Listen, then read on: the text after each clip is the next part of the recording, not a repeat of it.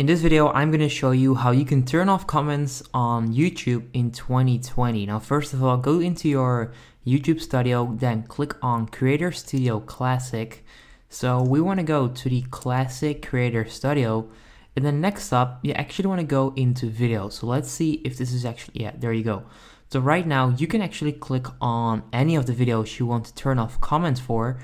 So let me just click on this one, how to download videos from Twitter, which is a video I just uploaded. Then next up, you actually want to go to advanced settings, and then you can click right there. And by doing that, you're not allowing comments. So right now, if you just click on save changes, no one can actually comment on this video. So you just turn off the comments for this video. And then once you click right there, allow comments, then of course, people can comment on your videos. But if you want to turn this off, go into the video, go to advanced settings, and then click on, and then click on this right there and then save, okay?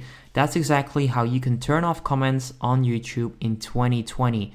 If this helps you out, make sure you go ahead and leave a like. I would appreciate that. Have a nice day. Peace out.